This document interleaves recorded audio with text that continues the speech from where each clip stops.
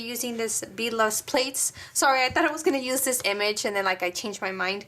I'm actually going to use the one on the bottom, so excuse the mess. I'm using Handy Black, and for coloring in, China Glazed, and this one is called Bottoms Up. It is a hot pink. I have 4 stampers, and I have Sally Hansen Hard as Nails. So let's go ahead and get started.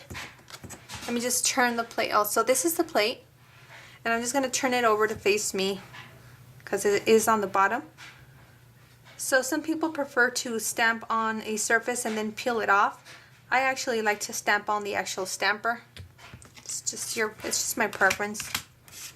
Okay. So there it is. There's one. The image is dry because you don't want to smear it. So I'm just going to go ahead and place my color down. And then I'm just going to go ahead and fill it in. And then once you fill this all in, we're going to go ahead and let it dry, and then we're going to go ahead and just cover the entire image with the clear polish that I just showed you guys. And you don't want to, like I said, I know it's dry, but I don't want to take a chance and just kind of, you know, brush it on and just kind of patting it on. And you want to make it nice and thick so it covers everything. Okay, time to work on my base. I have applied liquid latex around and 2 coats of Funky Fingers White and the Zoya Ziv. So now the reason I put the liquid latex is because I'm going to add a layer of glitter to each of the colors, and I am using color Craze Dizzy, and I am going to use Kleancolor Metallic White. So I do have 2 cosmetic wedges. If you saw my previous video, you'll know that I prefer cosmetic wedges for the application of glitter. And don't throw out your wedges. Just keep, as a matter of fact, I'm going to trim this one right now. Just keep trimming and you can keep reusing them. So just trim it, and there we go. So we got another use for that. Make sure you use a lint roller to kind of clean up any little debris on there. So I'm just going to go ahead and come forward. So we'll start with the gold first. So I'll use this taller one for the gold. Okay. So I'm going to work on my left hand first, and then I'm applying a good amount. So I do want to be generous with this because I do want the glitter to be kind of like the focal point. The underneath color is just to kind of help it, I guess, pop. And so again, you just want to wait a couple seconds and you'll know when it's ready to pat, when the glitter kind of rises to the surface. So it takes a little bit longer when you apply a generous amount like this. And then I'm just going to go ahead and start applying. And you really want to put that liquid latex kind of all the way around your finger because glitter is very difficult to clean. Okay, now I'm going to go ahead and apply the clear coat to the decal. I just wanted you to see the way that I do it. So the decal itself is fully dry. So we want to just go ahead and grab a big old glob and just glide it over.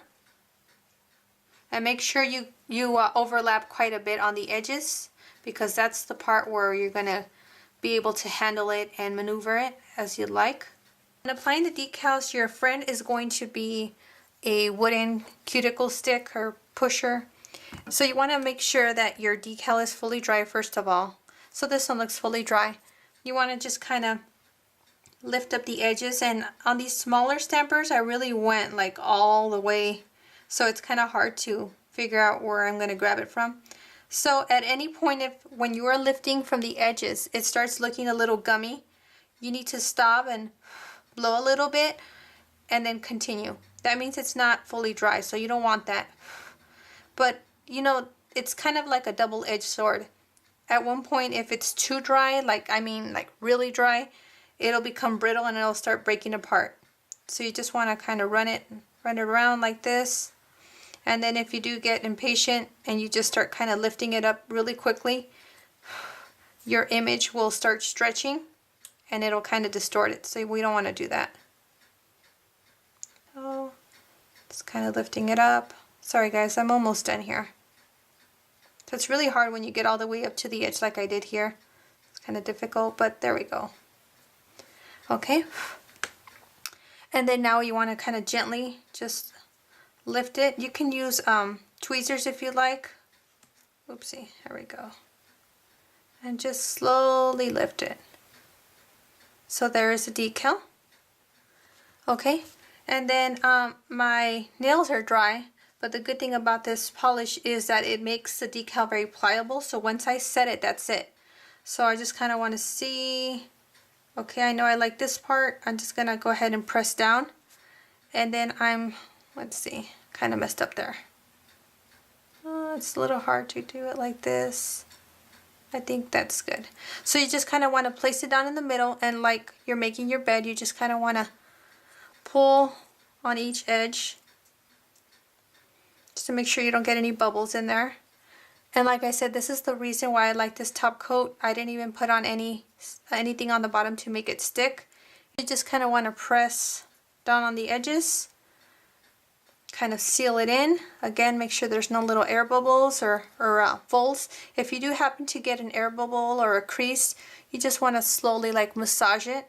Not too much, but don't worry, the top coat is going to be very forgiving at the end, and then you'll be able to fix that.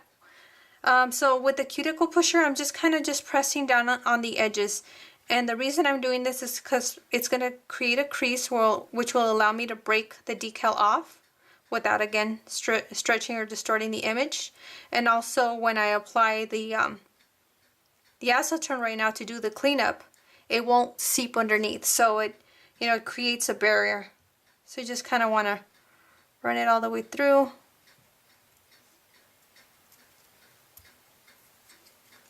Okay, same thing towards the cuticle area.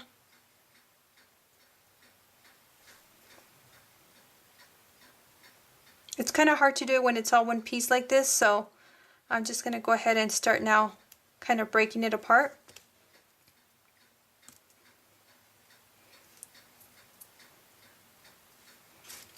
I'm going to just put my hand down just to make it a little bit easier on myself. Another good thing is if you see that maybe you kind of cut the design short. I did it here a little bit, but I mean, I'm not too worried about it because I'm going to apply top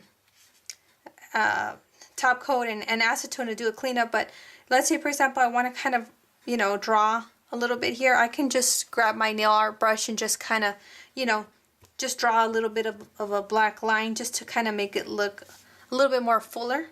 But we'll see the way it looks right now. We can always do that towards the end. So yeah, just kind of grabbing all the excess decal off. Okay guys, sorry, it was just killing me having that blank spot. So I did grab some acrylic paint. I get it at Michael's or yeah, I'm sorry, this one I did get at Michael's for about 30 cents or so when they have those sales. So anyways, I just put a glob on my little palette thing here, and I just used again the wooden cuticle pusher and just kind of filled in any little areas where I felt that I needed. And then don't worry, I know it's gonna look, the black won't match the original black, but once you top coat it, it'll all kind of blend in and make it look nice. So yeah, if you did come out of your lines a little bit and you didn't go, you kind of spilled over on the decal, your saving grace would be like paint as opposed to polish, because polish dries pretty quickly. And then paint, let's say for example you make a mistake, just dip it in some water and then you can just kind of take it off and then fix it as you like. So I will go ahead and work on this other nail, and then I will show you the final results.